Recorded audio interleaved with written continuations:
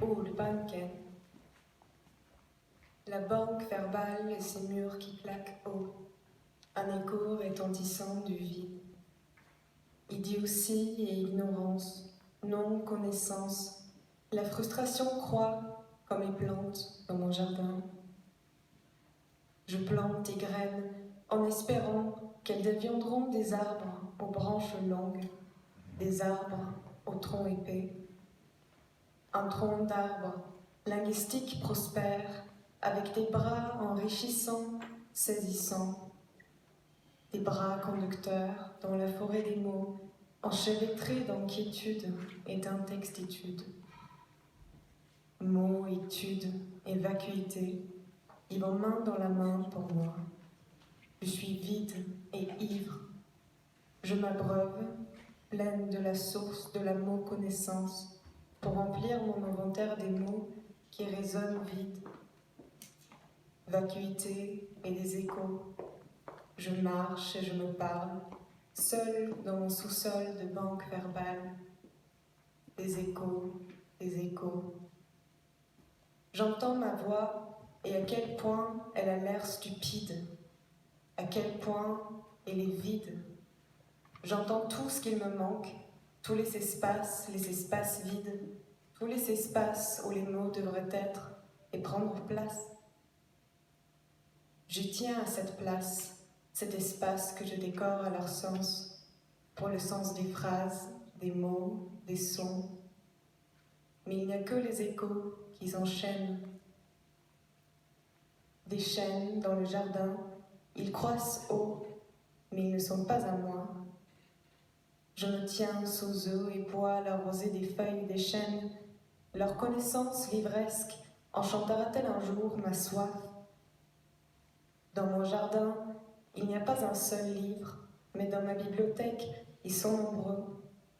J'emprunte et j'emprunte des mots et des livres, mais eux non plus ne sont pas les miens. Ma langue n'est pas la mienne. Les chênes se balancent et bourdonnent au vent. Ils sifflent une chanson dans une langue que je ne comprends pas. Ils murmurent et chuchotent comme les gens que j'ai rencontrés, mais jamais compris. Les glands qui sont tombés sur le sol pour germer, je les mange dans l'espoir qu'ils germeront en moi, prendront racine dans ma poitrine et fleuriront dans ma voix, mais je ne suis pas un sol assez fertile. Sobre et froid, ma collection des mots saussolières, même pas une cave à racines sur laquelle les arbres peuvent pousser. Aride comme moi, la banque verbale se tient vide. Texte numéro 2. Tempérament en fragments, exister en tant que collage, la colle soulage, effrité, co-effrité, coffret, collés ensemble, collidés. Mi-enfance, mi-absence, enfant à mi-temps, la presque présence fait presque sens, absence absence à mi-temps, une absence et demie. Mi-fille, mi-fuite, une fille au père, presque père, elle est plus que père, plus que parfait.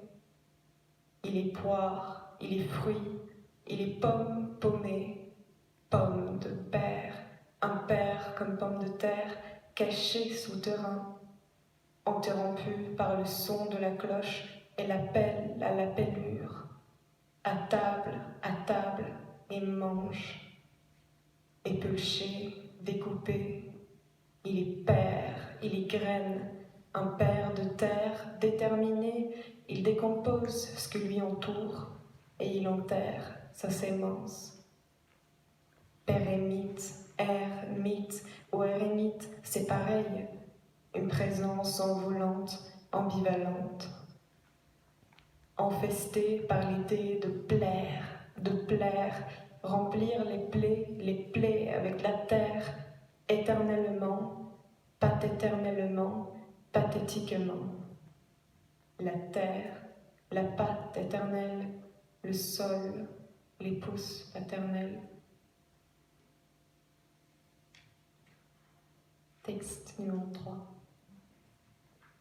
Pousser des graines dans ses pores et les cacher sous sa peau. Un arrosoir plein de broches, puis le soleil et la tente. Des gens qui enchaînent autour de son cou un collier en fleurs. Sa croissance entrelacée avec les fibres de sa peau.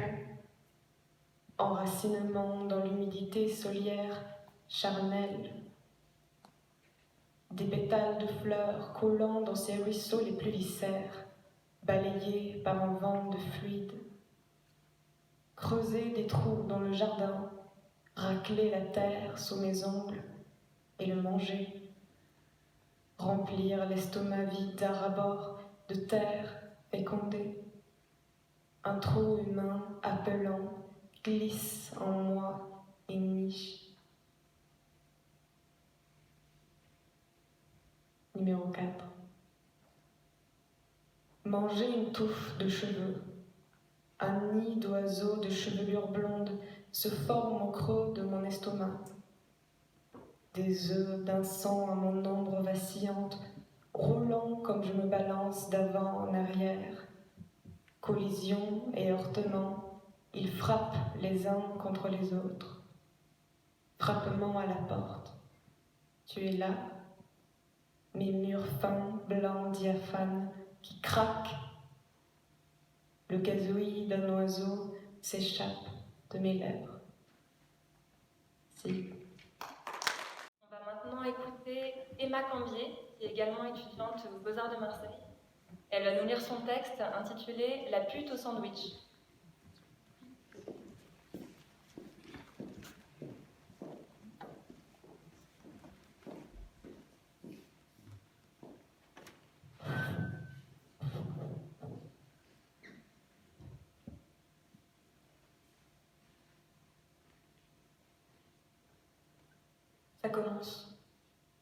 Ça commence, il faut tout commencer. Ce matin, il y avait à l'épicerie un homme qui parlait tout seul et une femme qui vendait ses jambes. L'homme qui parlait tout seul jurait des choses contre le mur. La femme, elle vendait ses jambes au gars du coin. Les caresses sous la jupe, la culotte qui s'enlève et tout le bazar. Si j'avais été la femme qui vend ses jambes, j'aurais fermé ma gueule au lieu de gémir comme elle le faisait. Venez me voir, elle disait. Venez voir les belles jambes qu'il y a en dessous. Venez voir comme ça chauffe. Venez voir comme j'ai chaud. Venez là, j'ai chaud. Réchauffez-moi. Si j'avais été cette femme, enfin la pute comme on l'appelle, si j'avais été cette pute, cette femme qui vend ses jambes, je n'aurais pas fait tout un plat. J'aurais fait mon travail comme à l'usine et j'aurais rien demandé. Elle, cette femme, elle demandait tout le temps des choses aux gars de la rue. Une pièce, ou du pain même des fois. Ça suffisait jamais un billet. Même un billet, il en fallait un autre. Comme les gosses. Les gosses, les putes, ça en redemande tout le temps. Tandis que les gens bien, les gens estimables comme l'épicier, les gens de l'épicerie, qui vendent de la bouffe et des vêtements, on les paye, et puis c'est tout. Parfois c'est un mot, comme un bonjour qui demande, et jamais plus. J'arrête pas de me dire que si j'étais l'épicier, j'aurais envie d'être la pute. La pute, elle voudrait sûrement être épicière, mais moi je voudrais être rien d'autre que la pute qui vend ses jambes. Moi, toujours, j'ai jamais rien voulu que me foutre à la mer, ou que les gars veulent mes jambes. Et toujours des salauds, toujours que des salauds bien malheureux et bien perdus de partout. Parce que je voudrais qu'on m'aime. Moi, j'aimais que les gars très pauvres et très tristes qui allaient chez l'épicier. Tellement pauvres et tellement tristes que même la pute, parfois, elle leur faisait crédit. Ça commence toujours chez l'épicier. Dès le matin, ça prend des cafés très chauds sur le trottoir très froid de la boutique. Après, ça siffle toutes les filles. Comme moi, même les pas belles, toutes elles ont droit au sifflement. Le matin, ça commence avec un sifflement. Le soir, quand j'y retourne, il n'y a que des cris de partout. Les femmes, elles crient. Les hommes, ils crient pour faire crier les femmes. Et les gosses, ils crient parce qu'ils ont perdu leur maman. Et moi, je regarde. Moi, je crie jamais, moi. Je regarde. Et je fume des clopes que les gars, ils me passent. Généralement les toutes cassées. Celles qui se gardent au fond des poches et qui s'achètent à l'unité. Une pièce l'une. Les gars, ils sont dangereux parfois. Mais vu ma sale gueule de gamine, ils m'embêtent plus jamais. Il paraît que j'ai la misère dans les yeux, il m'a dit un gars.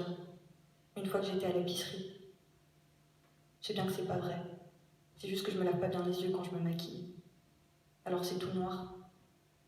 Et comme j'ai les cheveux sales aussi. Malgré ça, parfois, un gars il me dit qu'on peut aller derrière l'épicerie. Comme ça, il me dit, on va derrière l'épicerie. Et il me paye un sandwich.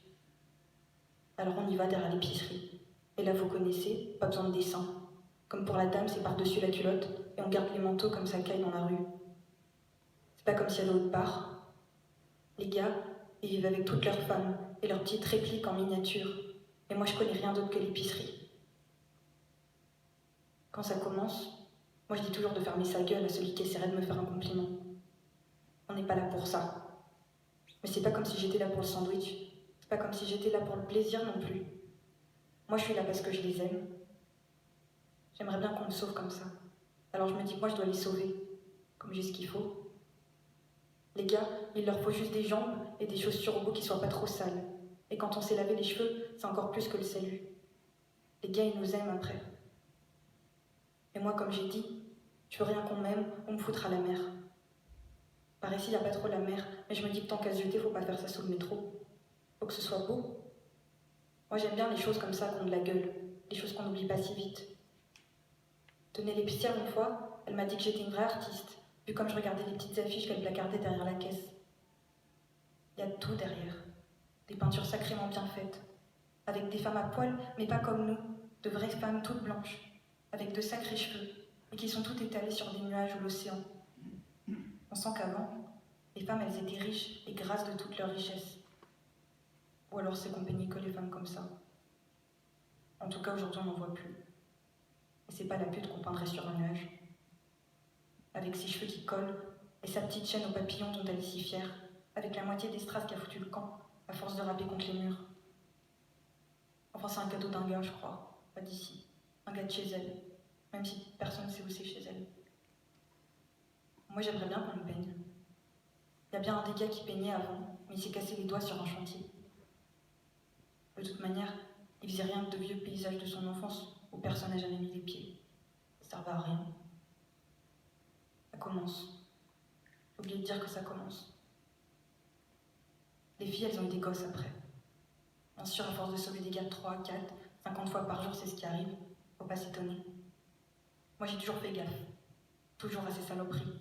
Mais on peut pas tout prévoir. Comme à toutes les autres, 2, 3 fois la boule de sang qui tombe dans les chiottes. Même pas dans les chiottes parfois, sur le carrelage. Des fois, il y a déjà la tête et les toutes petites mains. C'est limite, ils ont pas déjà des ongles. Moi, ça me dégoûte pas. Limite, je voudrais les embrasser, leurs petites mains. Si elles étaient pas juste un morceau de viande comme ça, un morceau de sang dégueulasse, il y a sûrement des maladies. Avoir des gosses non merci, à ça, déchirer le ventre, déchirer la gueule, à crier comme une dingue, très peu pour moi. À l'épicerie même, ils en vendaient, mais ils ont arrêté maintenant, ils ont arrêté à cause des flics. Maintenant, pour avoir le cachet qui décape le ventre, il faut chialer chez la pharmacienne. Mais c'est facile. Je me fais une tresse et je me lave un peu la gueule pour pas faire trop vieille. Même si, comme je l'ai dit déjà, moi j'ai rien qu'une gueule de môme. Ça aide beaucoup. Même pour les gars, ça aide. Jamais ils vont le dire, mais ça leur laisse croire que je suis pas trop dégueulasse. Pas pourquoi. On a toujours l'impression que les gosses, ils sont pas dégueulasses. Ils font des reportages sur les putes parfois. Les gens de la télé, ils mettent des t-shirts sales pour faire croire qu'ils sont comme nous, mais ça trompe personne. Et puis ils viennent la nuit, comme si on baisait pas le jour. Moi, ça me fait marrer. Comme si le jour, c'était repos, quoi. Non, mais les gars de la télé, ils sont trop drôles. La pute, elle travaille mieux le jour. La nuit, les gars, ils ont des femmes à caresser. Il y en a qui viennent la nuit, je dis pas. Mais bon, pour les gars de la télé, c'est comme ça, c'est la nuit. Eux aussi, ils doivent avoir des femmes qui s'inquiètent. Avec leurs grosses caméras. Ils floutent le visage des putes comme si elles en avaient à faire, les putes. Comme si elles avaient un mari ou un vieux pour regarder France 4 comme ça. Ils me font rire. La pute de l'épicerie, qu'est-ce qu'elle était fière quand il l'avait interrogée. Elle s'était foutue du parfum partout. Comme si qu'on allait sentir son eau de toilette du marché à sa gueule. Elle me fait rire. Elle avait foutu son papillon à strass par-dessus son pull Laal qu'elle avait acheté spécialement pour, et elle s'était lissé les cheveux. Je sais pas comment elle avait fait, la pute, mais faut dire qu'elle faisait bien. Ah, elle faisait pute, ça c'est sûr. Elle faisait sacrément pute même, vu comme elle sentait le trottoir, et la gale sur sa gueule, on la sentait. Mais quand même, elle est mignonne avec son pull. Enfin bon. Moi, jamais ils m'ont interrogé la télé. Ils ont bien compris que moi c'était pas pareil. Que moi ça me faisait marrer tout ça. Mais si je viens à l'épicerie et que les gars me font marrer, et puis pour les sandwichs aussi. Mais après je veux pas qu'on se trompe. Tout le monde sait très bien à l'épicerie que j'en ai rien à foutre. Et que c'est pas moi qui viendrai demander quelque chose quand on va derrière l'épicerie. Moi c'est pas pareil. Je suis là pour autre chose moi. Même sans le sandwich je viendrai. Même sans rien. Faut bien qu'on les écoute les gars, faut bien qu'on leur parle. Des fois, j'ai l'impression d'être la seule qui comprend que les gars, il faut qu'on les écoute. On me parle parce que c'est mon tour d'aller voir les gars. Tous les soirs, les gars m'attendent. C'est mon travail d'attendre les gars et que les gars m'attendent. Ce soir, ça commence. On m'a donné 2 clopes déjà. Et ils ont fini leur café. Bientôt, les gars, ils pueront la bière et ils me raconteront leur malheur. Moi, je vais écouter toutes leurs histoires sacrément tristes. Et j'en aurai rien à faire. Moi, j'écoute que parce qu'après, les gars, ils m'aiment. Et comme je disais, moi, je veux que les gars, ils m'aiment, ou juste me foutre à la mer. Ça commence. Les gars racontent, je vais les écouter pour que les gars, ils m'aiment.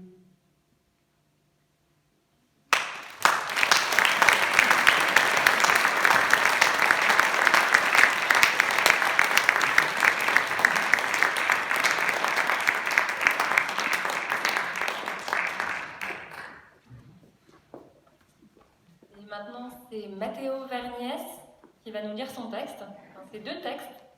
Le premier s'intitule « Le mot » et le deuxième s'intitule « L'écorce de mon être ».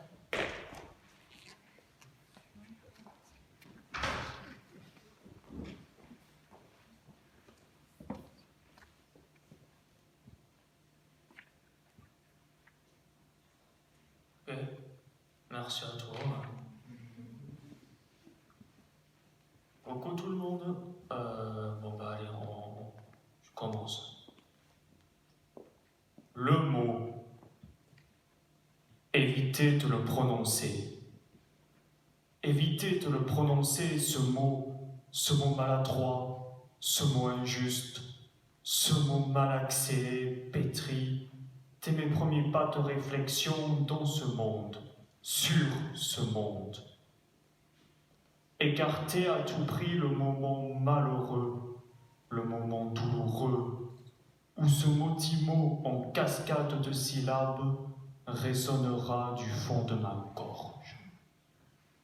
Puis,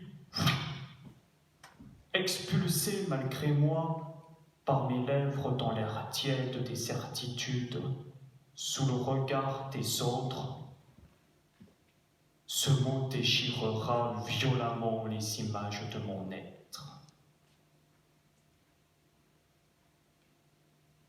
Sur le pourtour de mes regards, un frisson humide au coup de vertige, une sensation de lassitude, un tremblement sur la cime de mes cils, l'apparition d'une lune ocre en forme de larme sur le bord de ma pensée. Lune, ovale à la voix rauque, pleine d'adieux, entourée de vagues, affairées à leur affaire de vagues, jetant leur écaille d'écume dorée sur les rivages arides des roches de l'astre endormi. Le retour incessant de ces flots, avec eux, l'usure de mes rêves, emportés dans une tempête de sable, laissera la place à une nuit d'encre obscure, inquiétante, sans aucun repère. Dans ce ciel vide de tous mes lieux de mémoire possibles, un magma informe, constitué de la matière de mon état d'isolement, grondera, en jet amer, arrosant une statue de marbre aux veines bleues, aux yeux creux. Lançons mon encre de vie sur le croissant lunaire, m'arrimant, volant dans les vents d'une partie de mon âme, là où est perdue de liberté je me retrouve en solitude de gestes et d'actions malsaines contre moi et moi seul.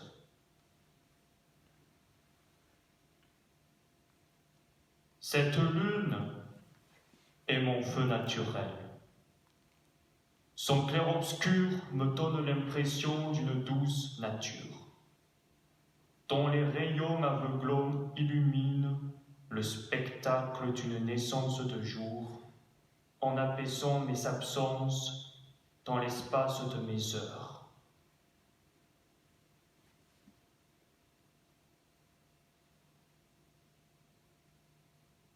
Silencieux,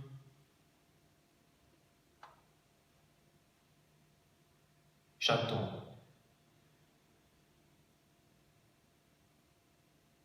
Silencieux, j'ai peur. Le mot ne vient pas. Le mot s'est enfui. Demain, peut-être, sur le bout d'un de mes rêves, reviendra-t-il hanter le chant de mes cieux.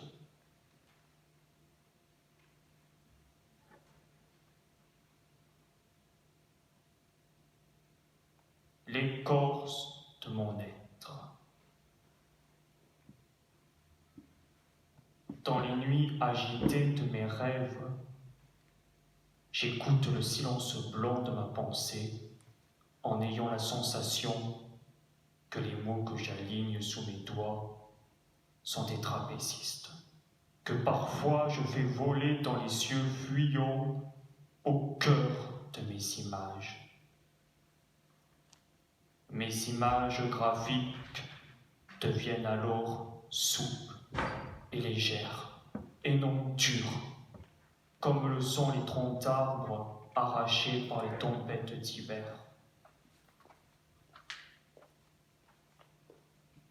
Mon esprit est soudain, selon les jours, flexible ou tendu dans mon travail d'écriture, lorsque j'écris mes idées, si l'écorce de mon être est sèche, ou si elle est collée par mes humeurs à de la mousse de fantasme, ou si les lettres de mes propos connaissent involontairement la moisissure onctueuse du vent.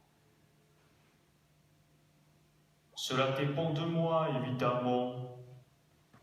Si je ne suis pas inspiré, ma raison me laisse la place à des nappes de champignons laiteux. Ils poussent à l'intérieur de mon crâne. Ils produisent chez moi des tremblements de stupeur et de rire. Ce sont des stupeurs et des rires qui apparaissent telles des nécessités pour me protéger de la noirceur de notre époque. Je continuerai à rire de tout tant que mes pensées optimistes envers ce monde ne seront pas débroussaillées comme le sont les mauvaises herbes dans les jardins. Sinon, elles me feront tomber dans un mutisme total.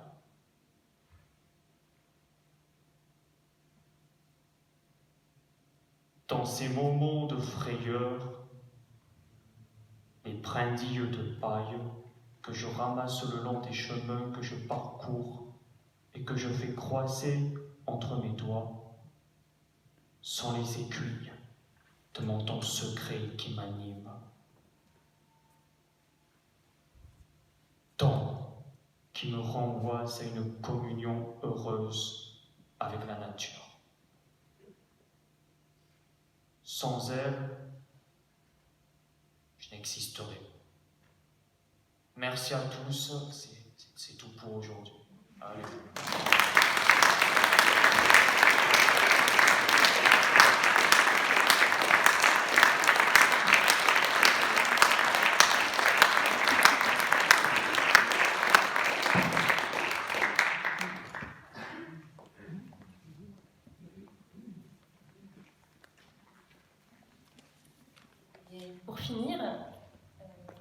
allez entendre une proposition du collectif de Lacambre de Bruxelles qui s'appelle Impression de vous-même. Donc ce sera lu par Thiago Barrosa, Camille de Gerfagnan, Duc Dual de Morel, Élie Petit et Sarah Seignobos.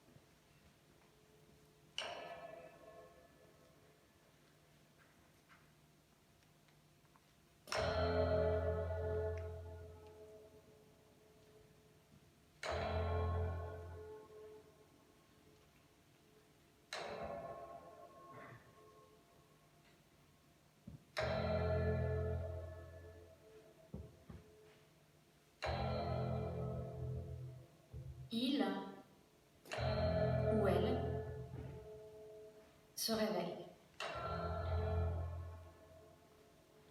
Je me réveille. Une sensation au réveil. Je me sens coincée. Tu te sens coincé? Claustration. Aller vers un endroit. Vas-y, vas-y. Et je réfléchis. Alors du coup là, ça serait bien d'ajouter peut-être un commentaire. Une réflexion. Pas trop ennuyeux. Il, elle, s'ennuie.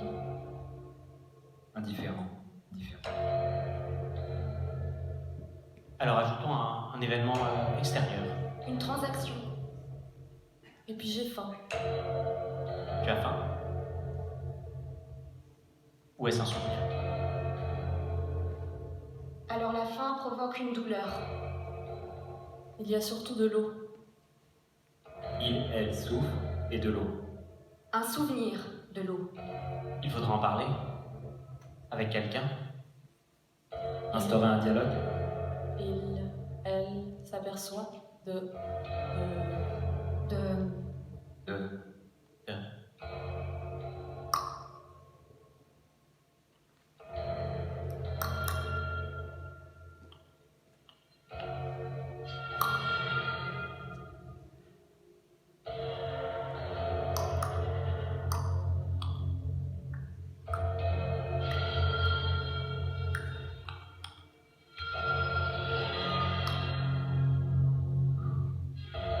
Aucun souvenir de ce sommeil. Du temps qu'il a duré, aucune sensation. Ce matin, je me suis levée de bonne heure et j'ai tué mon couteau. La pluie berça mon sommeil jusqu'à ce que le tic-tac-toc répétitif des gouttes sur le Vélux et la gouttière de zinc s'interrompt. Un toc-toc-toc sur les carreaux de la vitre l'a piqué à vif. Alerte, j'ai allumé la veilleuse. Dans la salle de réveil, je voisine des vieux et des jeunes, des femmes. On m'a ouvert et placé une sonde sous le corps. Je suis un cyborg. La reconnaissance du bras dans l'ignorance de sa position, le sentiment de l'immobilité des deux jambes comme de tous les autres membres, et l'impossibilité de la voix dont le cri ne résonne que dans la tête. Debout, l'incertitude de la paralysie ou du rêve de la paralysie. Un second réveil et un deuxième apparaît. Je me réveille près d'un bloc, le cou pensé, avec une grande entaille en dessous de la compresse. Je raconte sa vie dans une salle d'attente. La sensation d'être helpless, le psycho de la vie, le sentiment d'infériorisation, la quête du bonheur et du plaisir qui est venu. Le sens du toucher se limite à l'effleurement d'une surface dure et plane, souvent rectangulaire, provoquant deux types de sonorités seulement, le frottement et le clic. La laine pique, mais réchauffe. Elle réchauffe, mais elle pique. Ma bouche réclame de la fraîcheur. Le soleil, au zénith, accable. Pas le moindre nuage.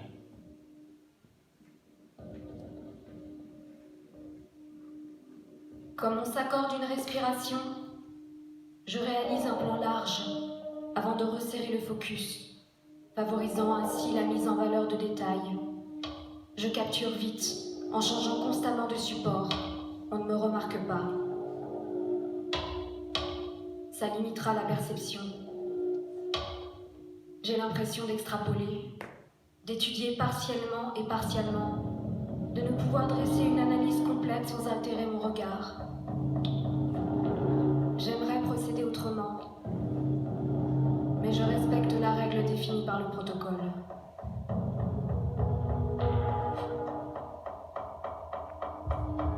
Les objets qu'il possède tiennent sur la partie supérieure de son crâne et pèsent très lourd. S'il secoue la tête un peu trop vigoureusement, il risque de se fracasser à terre. Ils ne sont retenus par aucune corde.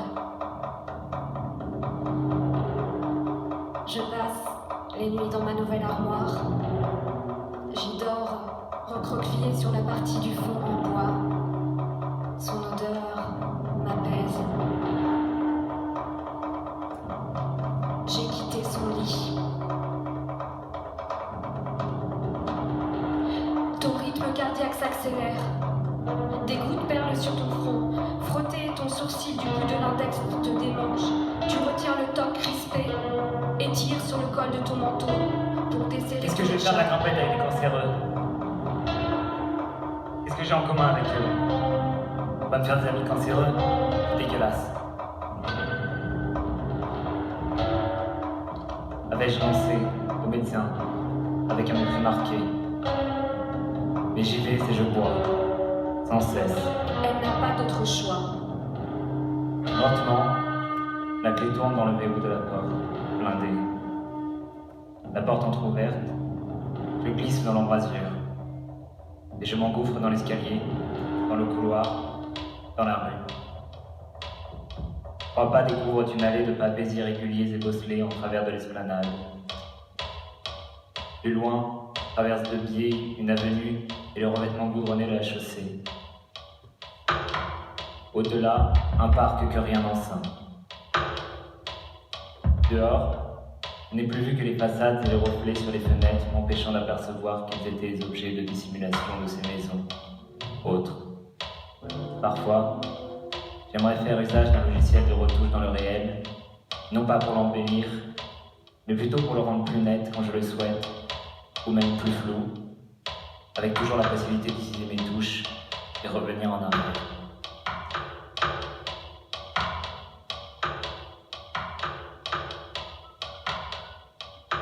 La succession des immeubles accroît quelques sentiments d'étrangeté.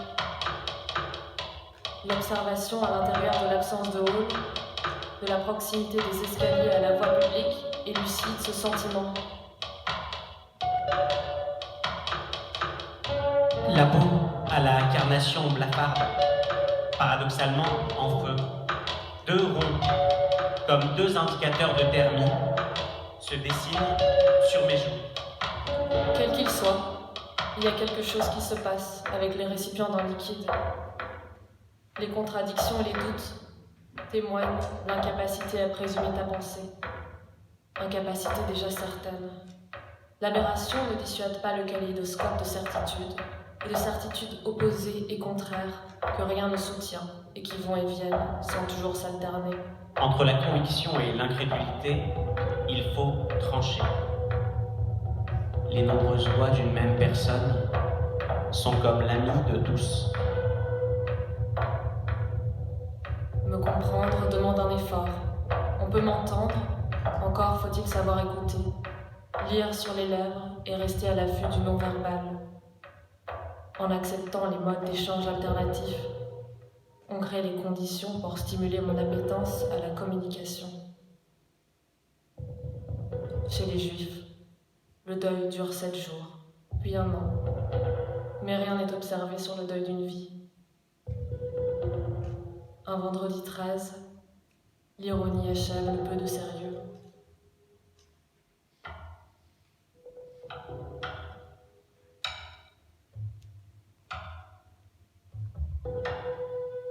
Toujours un paysage morne, l'alternance de bâtiments en briques ou en tôle qui crachent leur fumée noire et de champs dont la terre ressemble à du sable fin à force d'être retournée. À force d'avancer sur une ligne droite, on penserait que la terre est plate. Soudainement, je s'ennuie, je s'attriste. Comme un ange sans un rêve, comme une vie sans alcool, comme si on m'ôtait d'un coup sec un membre important de mon corps. Je bâille.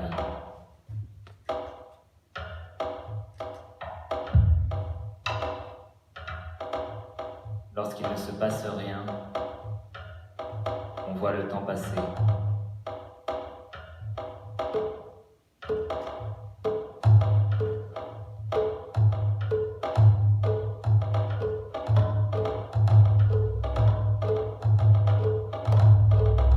Une première arche d'un pont que le quai traverse empeste la piste froide, contraignant à l'apnée.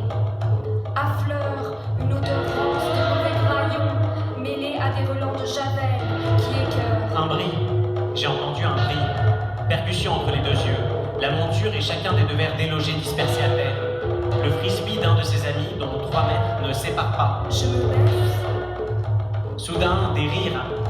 Un homme qui mange et boit confit. je suis passée par l'extrême dépression. C'est bon d'avoir quelqu'un à qui parler. Soudain, en enlevant le sang qui a giclé dessus, je récite un poème. Poème de séparation 2.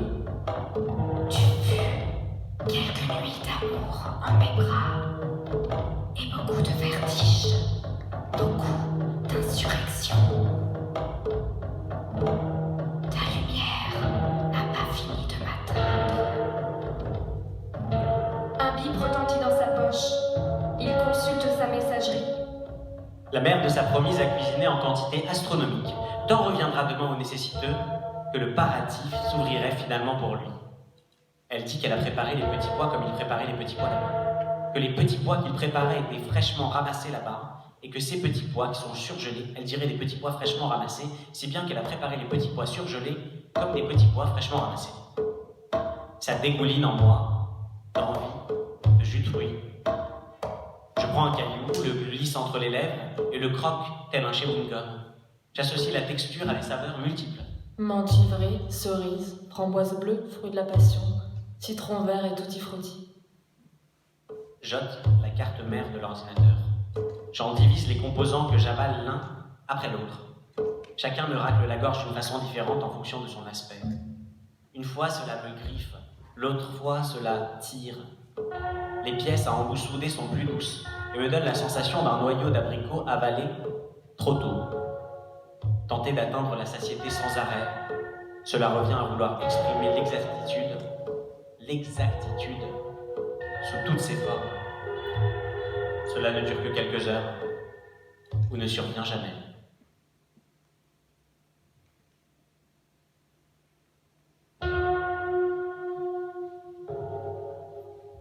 Je me dis que la construction de routes dédiées aux voitures ne date que du début du XXe siècle. Que si les nazis n'ont pas inventé l'autoroute, comme l'a prétendu la propagande, c'est bien à cette période que les autoroutes se développent. Que les voitures ne sont des biens ni publics ni communs. Que ce ne sont pas les fabricants automobiles qui financent les routes que requièrent les voitures. Que la chaussée équivaut à un espace prohibé. Qu'en ville, la chaussée doit bien monopoliser un tiers de l'espace public. Que par exemple, à Barcelone, des associations dont Greenpeace veulent profiter du confinement pour piétonner définitivement un certain nombre de rues. Que la voiture ne représente pas le premier moyen de transport devant le bus, le tramway. Le cas échéant, le métro, le vélo, la trottinette électrique à présent, la marche non plus. Qu'en ville, la voiture ne représente même pas 20% des déplacements. À un moment donné, on n'arrive plus à ne pas respirer.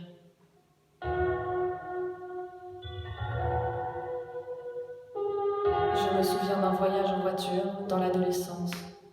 Une grande-tante conduit, à ses côtés ma mère, et derrière, collé à moi, séparé par nos ceintures, un petit cousin que je connais peu.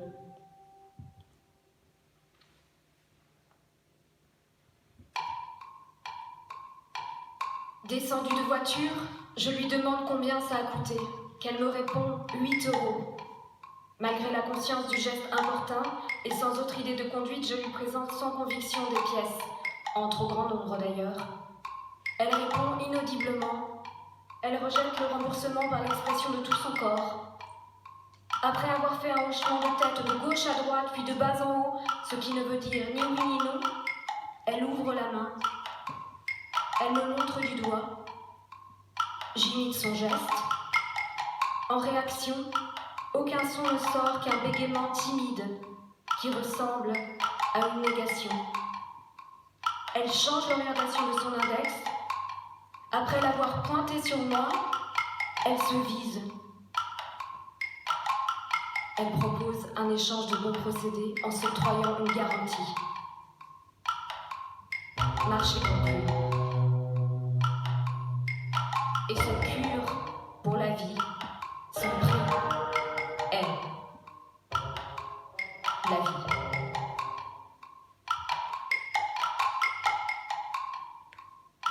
La dernière rencontre remonte au 20 octobre. Le souvenir de la date doit son exactitude à la distance d'une semaine avant l'anniversaire et au chiffre rond qui inscrit cette distance. Ce lointain souvenir vit encore quelque part. Elle Il restera logée dans mon cœur palpitant. Peu importe la terre mauvaise, elle il se souviendra de l'odeur de sa ma peau et de leur nos aspiration jumelle. L'être humain enferme ses souvenirs dans les objets. Il fait de la place dans son cerveau. Dans un mortier, il commence par une dent. Il la pile. Il a le cœur qui bat. La destruction d'un souvenir, cela l'angoisse. Mais il faut qu'il retrouve ses dents. La capacité volumétrique du cerveau est limitée. Il ne peut contenir tous les objets. J'ai jeté les billes dans les temps. Les criminels avec. Le trou rebouché, chacun jette une brindille derrière son épaule et s'en retourne à ses occupations, bêcher la terre et creuser dans la roche un nouveau puits qui remplacera l'accès à la source obstruée par les éboulis. Dans le centre, au sol de la cour, un trou dont le diamètre n'excède pas une quinzaine de centimètres engloutit le jet d'eau sans un bruit ni une éclaboussure. Il se jette au-dessus du vide, du sommet de la paroi. Aucune embouchure ni gouttière ne se distingue. Les eaux amères sont censées départager les fautifs des innocents. Le soupçon de la confiance. Démasquer la femme adultère.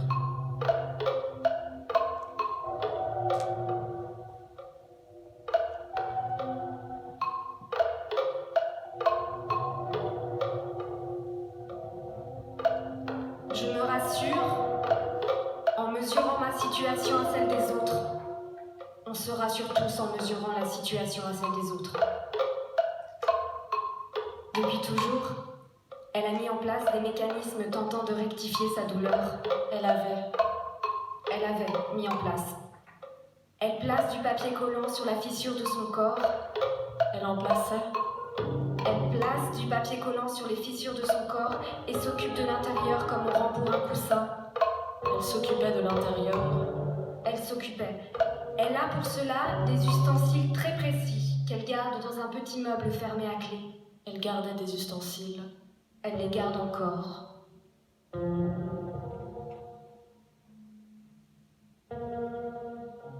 Être juif, cela fait mal.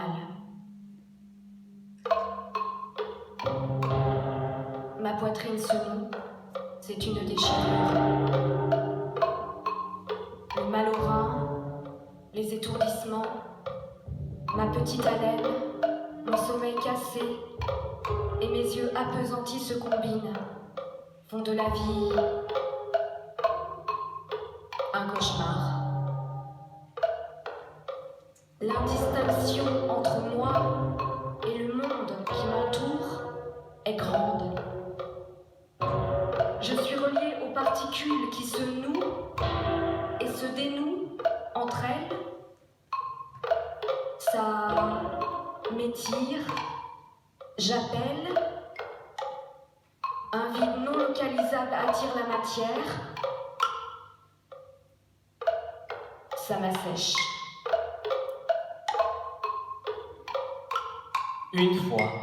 Une fois seulement, j'ai rencontré un haut-parleur intelligent. Ne sachant pas par quel mot entamer la conversation, je lui ai demandé à quoi sers-tu. Il m'a répondu, je suis là pour vous aider. Il me suffisait de lui demander ce que je peux dire à la suite, de quoi il dirait ce qu'il sait faire. C'est donc ce que j'ai fait. Comme il me l'avait annoncé, il a répondu par l'énumération d'une liste de tâches interminables. Quand il eut fini ce déroulement de possibilités plus ou moins abstraites, je lui ai demandé laquelle préfères-tu. Laquelle préfères-tu? Il m'a demandé de répéter la question. Pouvez-vous répéter la question? Laquelle préfères-tu? Laquelle préfères-tu? Je lui ai dit à nouveau. Il m'a dit ensuite qu'il n'avait pas de réponse à cela. Je n'ai pas de réponse à cela. Il m'a demandé s'il pouvait m'aider pour quelque chose d'autre. Est-ce que je peux vous aider pour quelque chose d'autre? Il venait pourtant de faire l'étage de ses capacités pendant de longues minutes. Face à son intelligence fatigue, j'ai décidé de le désactiver et de poursuivre la conversation avec moi-même ou avec n'importe quelle personne possédant visage, corps et surtout organes se trouvant dans la même pièce. Et puis, quand j'ai travaillé au fast-food, un employé, depuis peut-être 8 ans, prenait le métro en costard-cravate, une serviette à la main qui ne contenait que son uniforme. Il répondait que c'est ce qui se fait aux autres qui se moquaient de lui. J'interjette. Mais alors, tes parents, ils sont de droite? Cela les consume de l'intérieur. Les langues se délient après des kilomètres de silence éprouvant. Ça part dans tous les sens. Ça ne s'écoute pas. Des nous se multiplient à foison, des je s'additionnent sans former une somme d'échanges communs. Il observe que leurs vies sont aberrantes. Il acquiesce. Il accorde que c'est vrai. Et elle, qui lui dit « On verra bien. Je t'aime. »